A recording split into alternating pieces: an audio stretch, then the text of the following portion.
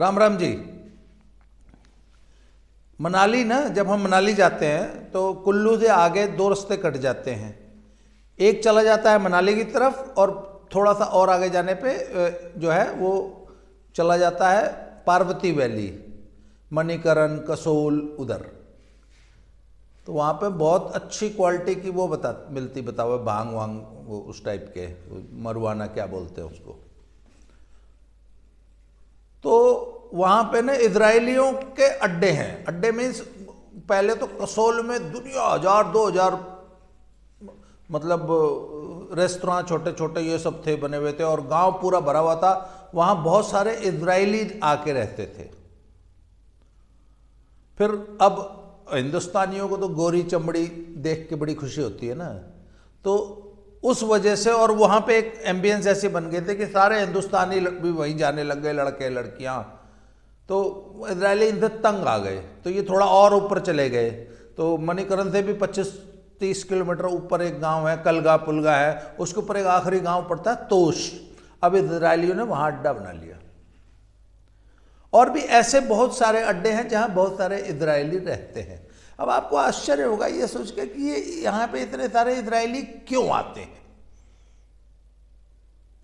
और वहाँ आके माल फूंकते हैं। लोगों की ये गलतफहमी है। तो मैं चूंकि मनाली में 5 साल रहा हूँ, तो मेरा कई इजरायलियों से काफ़ी मतलब मेल जोल रहा। एक बार मैंने एक इजरायली कपल के साथ काफ़ी देर तक वो बाइक पे बाइकिंग भी की है। तो 3-4 दिन हम साथ रहे, तो उनसे बातचीत करने का मौका मिला। तो वो मैंने पूछा, यार तुम लोग क्या यहाँ कैसे आते हो?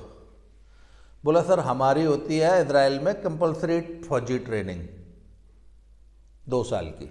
हर नागरिक को, चाहे लड़का है चाहे लड़की है, उसको 2 साल वहाँ पे कंपलसरी ट्रेनिंग करनी होती है।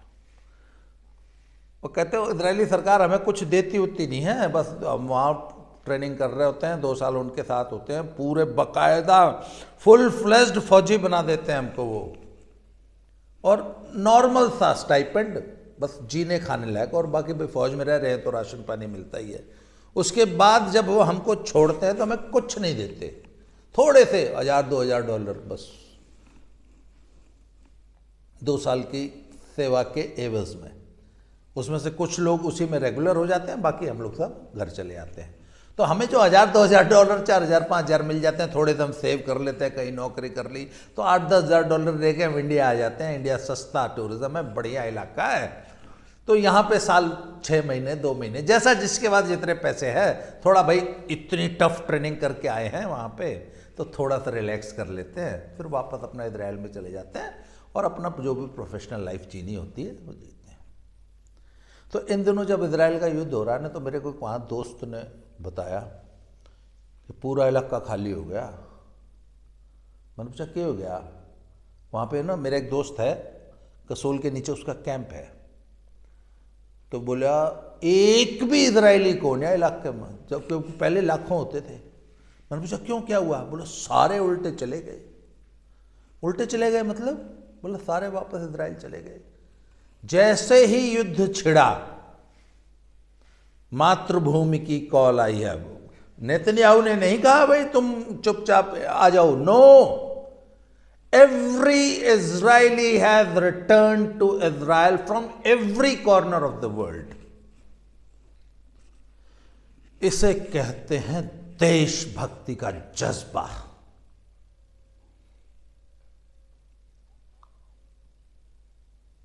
और सुन लो, आज जनरल जीडी बख्शी का एक ट्वीट अभी मैं पढ़ रहा था। उन्होंने लिखा है कि मैं एक बार इजराइल जाना चाहता हूं और वहां की धरती को नमन करना चाहता हूं। मैं ये जानना चाहता हूं कि उस धरती में गद्दार पैदा क्यों नहीं होते। फिर मुझे बड़ा ताज्जुब होता है कि हमारी धरती पे इतने ज़्यादा, हमारी धरती ठीक है, हमारी धरती भी देशभक्त लोग पैदा करती है, पर हमारी धरती में ये गद्दार इतने ज़्यादा क्यों पैदा होते हैं, मुझे नहीं समझ में आता। भारत सरकार ने नहीं, इंडियन आर्मी ने अपनी रिक्रूटमेंट की पॉलिसी चेंज करते हुए अग्निवीर योजना लाए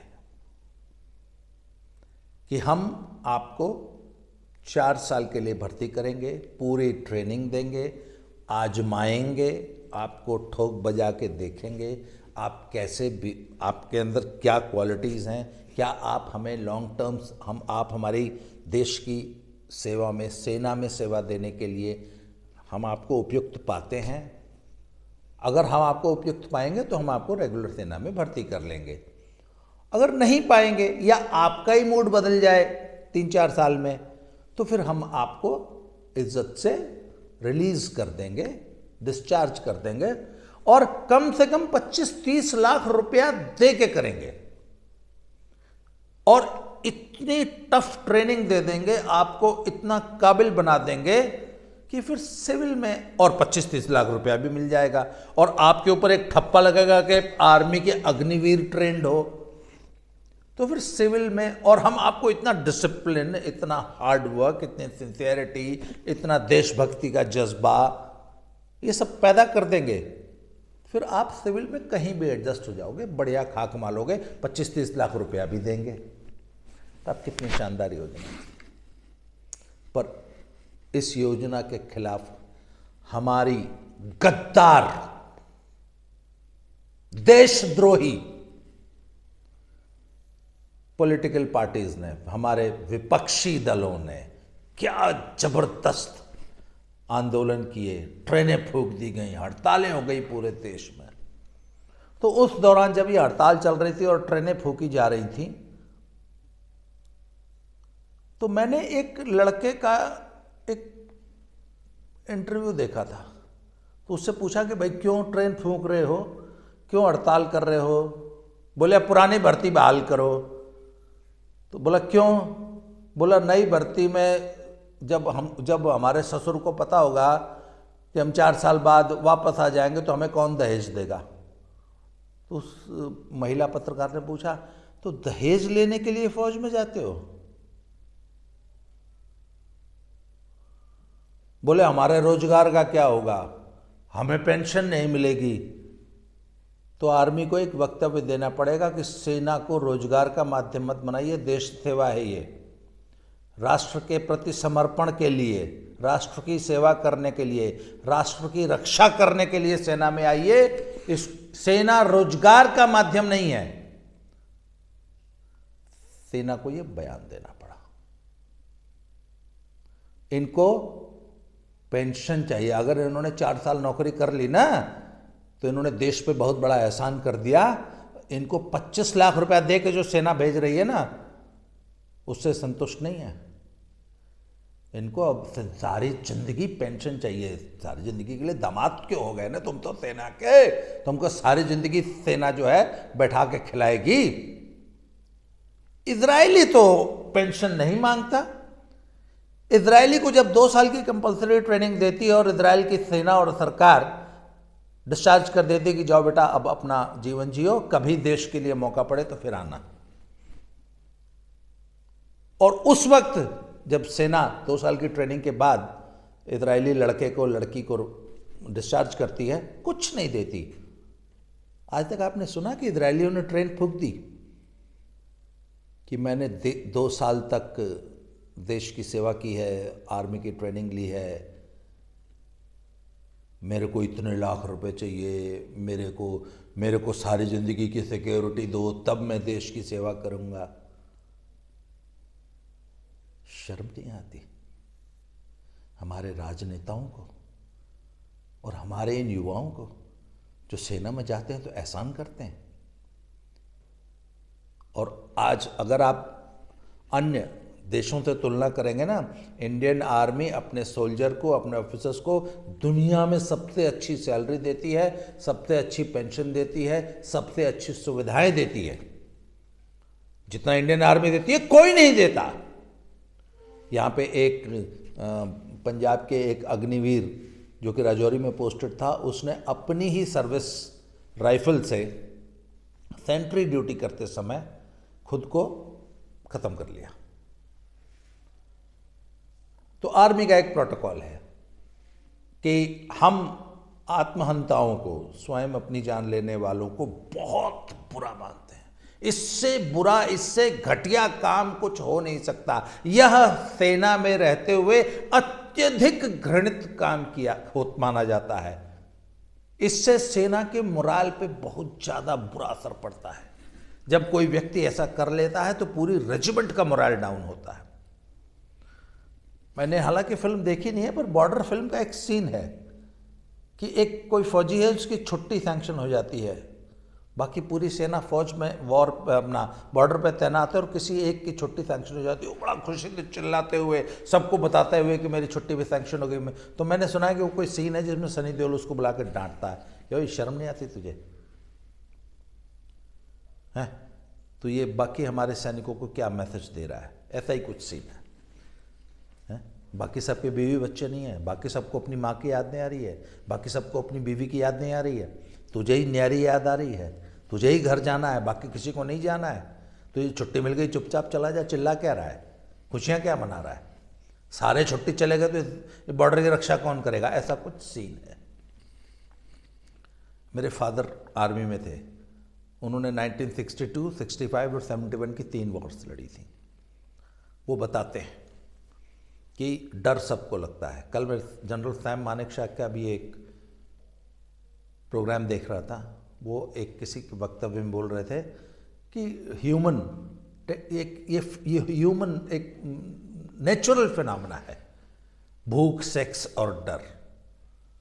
ये नेचर द्वारा प्रदत्त होता है। सबको डर लगता है, फौजी को भी लगता है, पर उसका प्रदर्शन नहीं किया जाता। फौजी इस चीज के लिए ट्रेंड होता है कि अपने डर का प्रदर्शन मत करो। सामने वाले को या बगल में जो बैठा है तुम्हारा साथी, उसको ये पता नहीं लगना चाहिए कि तुम डर रहे हो। अपने डर पे इस तरह काबू पाओ, अपनी भावनाओं पे, कि वो बाहर नहीं आनी चाहिए। उसी तरह हर व्यक्ति को परिवार की याद आती है। अपनी माँ को, अपने पिता को, अपने परिवार को, अपने घर को छोड़ के कौन जाना चाहता है? नई ब्याहता पत्नी की याद किसको नहीं आती? तो मेरे फादर बताते थे कि एक बार वो कॉन्वॉय में कहीं जा रहे थे और उसमें 20-25 जवान बैठे थे और वो फ्रंट पे जा रहे थे। छमजोड़िया की बात है, छमजोड़िया सेक्टर में। और छमजोड़िया सेक्टर में 1971 के one of the fiercest battle were fought there. तो छमजोड़िया में कहते हैं कि हम लोग जा रहे थे तो एक सिपाही जो है ना बहुत उदास बैठा था और बाकी सब जो है ना वो गाने गा रहे थे, मेरा रंग दे बसंती चोला। तो एक ने उसको, जो उदास बैठा था ना, उसको कोहनी मार के कहा कि गाला तू भी, तेनू भी बहुत ही याद आती है वोटी दी, साढ़े वोटियां नहीं हैगियां। तो वो उसको चेयर अप कर रहे थे कि तुम उदास हो, तुमको घर की याद आ रही है, तुमको डर लग रहा है, तो तुम इसका प्रदर्शन क्यों कर रहे हो? तुम अपनी बुजदिली है, अपना हिजड़पन हमको क्यों बता रहे हो कि साले तुम इतने बड़े हिजड़े हो? तुम तो हो, हम भी हो जाए तब तुमको देख के। तो उस अग्निवीर ने खुद को गोली मार ली, इतना फ्रस्ट्रेटेड हो गया। मतलब 1 साल की नौकरी नहीं झेली, मतलब मात्र 1 साल में, कुछ महीने में इतना फ्रस्ट्रेशन हो गया। 19 साल की उम्र में खुद को गोली मारी सेंट्री ड्यूटी पे। और तुम चाहते हो कि ऐसे आदमी को हम मिलिट्री ऑनर दें, गार्ड ऑफ ऑनर। आर्मी का प्रोटोकॉल है, ऐसे बुजदिलों को, कायरों को गार्ड ऑफ ऑनर नहीं दिए जाते। जी हां, युद्ध के दौरान तो मोर्चा छोड़ के भागता है, उसको गोली मारने का आदेश होता है। गार्ड ऑफ ऑनर चाहिए तुमको। और काय की शहादत में शहीद का दर्जा चाहिए। कल भी मैंने अपनी वीडियो में कहा था कि डर के, फ्रस्ट्रेशन के मारे, परेशान होके नौकरी हो नहीं रही, नौकरी करने का गुदा नहीं है, तो इतने फ्रस्ट्रेटेड, इतने हताश, इतने डिप्रेशन में आ गए कि खुद को गोली मार ली। और सरकार तुमको शहीद का दर्जा दे, तो जो कारगिल में शहीद हो रहा है तोलोलिंग पे चढ़ाई करते हुए, उसको क्या देंगे? जब तेरे को अगर शहीद बता देंगे तो उसको क्या बताएंगे? तुमको गार्ड ऑफ ऑनर चाहिए। तुमको अगर गार्ड ऑफ ऑनर देंगे तो कैप्टन बत्रा को क्या देंगे? Guard of honour captain Batra के जैसे लोगों के लिए है। आर्मी का ये प्रोटोकॉल है कि हिजड़ों को, भगोड़ों को गार्ड ऑफ ऑनर नहीं दिया जाएगा। हाँ, और आर्मी ने यह भी स्पष्ट किया है कि हम रेगुलर सेना और अग्निवीर में कोई डिस्क्रिमिनेशन नहीं करते हैं। उसका रैंक अग्निवीर होता है, परंतु यदि वो युद्ध में मारा जाता है या in the line of duty मारा जाता है तो उसको सारे वही बेनिफिट्स मिलेंगे जो सोल्जर को मिलेंगे। पर भगोड़ों को, बुजदिलों को, कायरों को, अपनी जान खुद लेने वालों को, हिजड़ों को गार्ड ऑफ ऑनर नहीं दिया जाता है।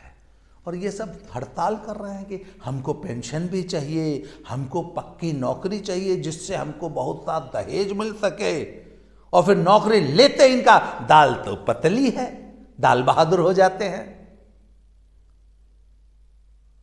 ये अंतर है इजरायलियों में और हम लोगों में। तो जीडी बख्शी साहब ने अधूरी बात कही है कि वो इजराइल की धरती को नमन करना चाहते हैं कि उस मिट्टी में ऐसी क्या बात है कि वो गद्दार पैदा नहीं करती। और मैं इस धरती पे ये पूछना चाहता हूँ कि अरे यार, तेरे में ऐसा क्या दोष है? तेरे यहाँ इतने गद्दार क्यों पैदा होते हैं? माँ, तेरी कोख से इतने बड़े बड़े गद्दार नेता, गद्दार जनता, तेरे गद्दार बेटे इतने ज्यादा क्यों पैदा हो रहे हैं? लोगों को बुरी लग सकती है मेरी बातें। कुछ लोगों, एक ने कहा है कि तेरा बेटा मरता तो तब तुझे पता लगता।